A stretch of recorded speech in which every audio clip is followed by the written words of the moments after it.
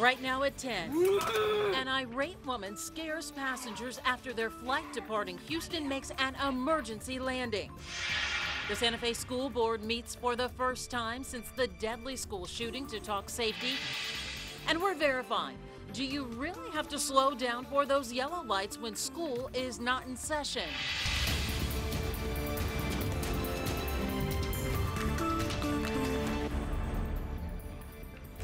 New tonight.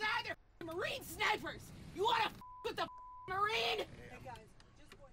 New tonight, a Houston flight to Minneapolis took a terrifying turn when a passenger started screaming to be let off the plane. It happened when that flight was delayed and diverted, but police say there is much more to the story behind this outburst. Larry Seward talked to the woman who took that video and joins us live with the story. Larry?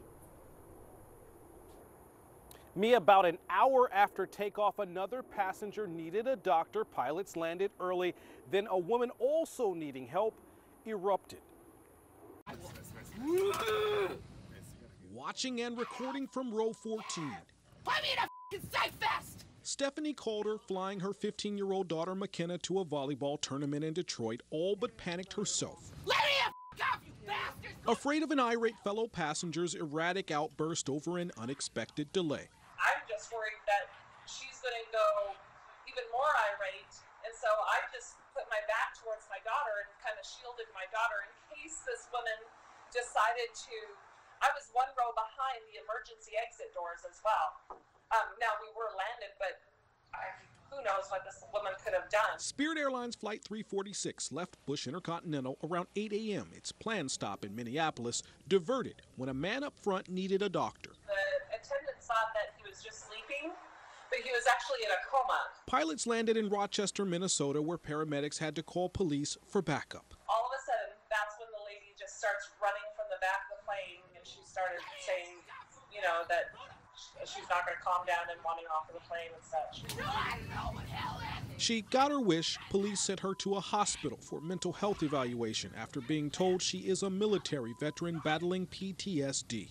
That saddens me. Now looking back at it all, you just wish that there was somebody on the plane that could have had helped her at that moment. Along with the man needing a doctor, a third passenger got off the plane, upset with how the airline handled things. In a statement, Spirit told us, "We apologize to our guests who had to witness this and for the inconvenience of the delay. Safety is our top priority at Spirit Airlines." Calder just hopes this woman gets the attention she needs. No word tonight on the conditions of those taken to the hospital. Calder and her daughter, meanwhile, made it to Detroit just fine. We are live downtown. Larry Seward, KHOU 11 News.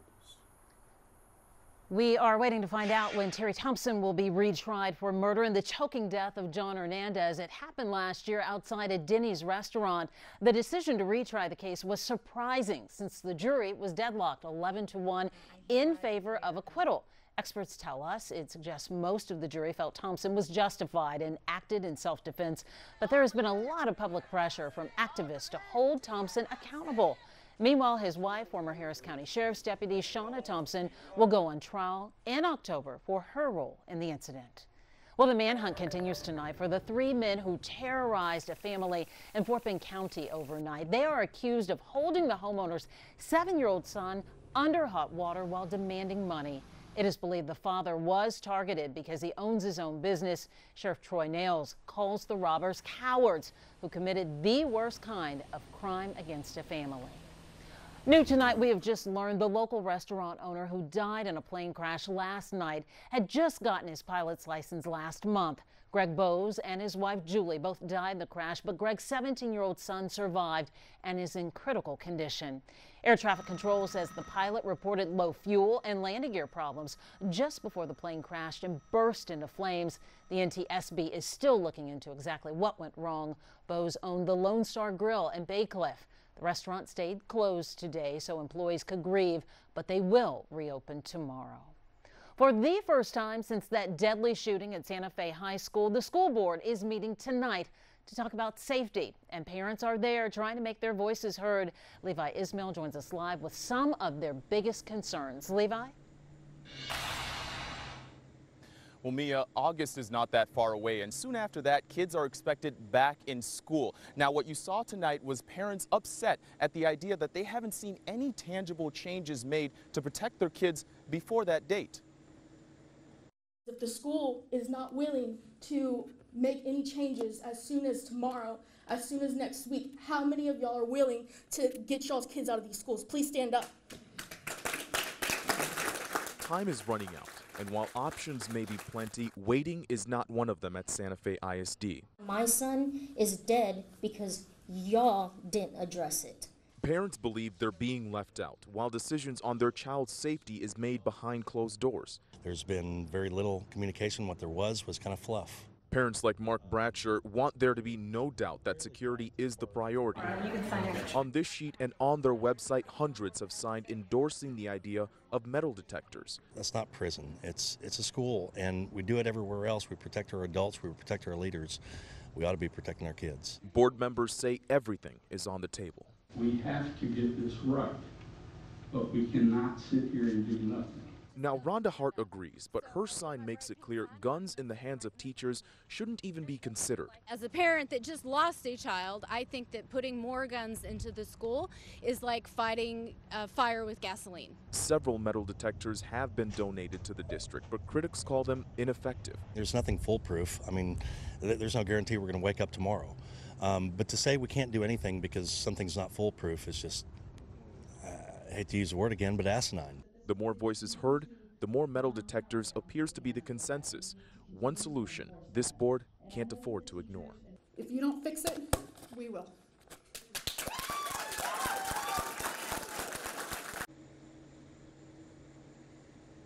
Now, the district was expected to vote on new security equipment, but they would not go into detail onto what that security equipment would actually be. They chose tonight to table those discussions until they get more recommendations from the public. Mia, back to you. All right, and the public very vocal there. Levi Ismail, thanks so much. Tonight, Texas lawmakers are looking at even more solutions as they hope to prevent another mass shooting. One idea is a state law that would allow guns to be taken away from someone if a family member or police feels that person could be dangerous. The so-called red flag law was discussed by a committee in Austin today. This is a tool that can be used when family members or law enforcement notice someone that is making threatening remarks, behaviors, exhibiting really, troublesome and worrisome signs. Federal law does not allow someone deemed mentally ill to buy or own a gun, but not state law. A bill would have to go before the legislature next session, which doesn't begin until January.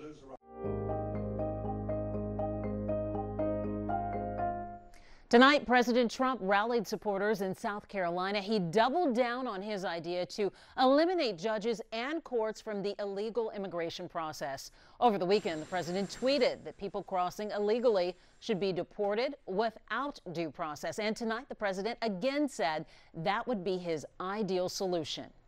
You're coming into the country illegally. We don't want you in the country. That's it. It's now over.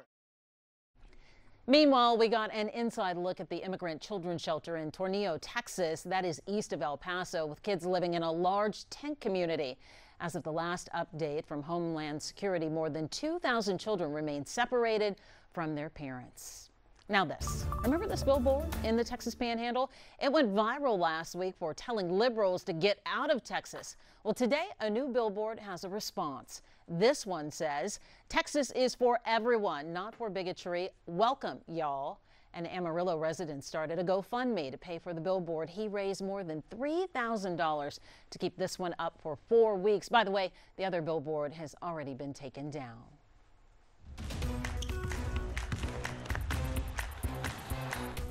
It is an exciting night for James Harden. The Rocket star was just named the NBA's most valuable player. I can hear all of Houston cheering right now, Jason Bristol. That's right, and James is now joining a very exclusive club. How exclusive? Let's go over here and I'll show you. He is now just one of 3 Houston Rockets to have this title, NBA MVP. Those 2 others being Akeem Olajuwon and Moses Malone. Of course, Moses Malone winning the award twice. And the moment James won, well, I can tell you it was very emotional. We'll have that coming up at the NBA awards ceremony in Los Angeles, where, of course, James grew up. One could argue James Harden should have won this award last year as well.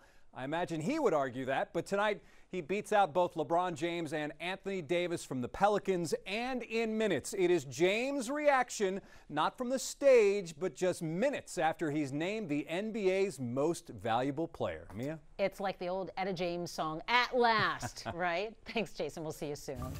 An Air Force veteran turned political candidate's campaign takes off with an attention-grabbing ad. And it was here that I put my foot on the gas and followed my dream to be a pilot.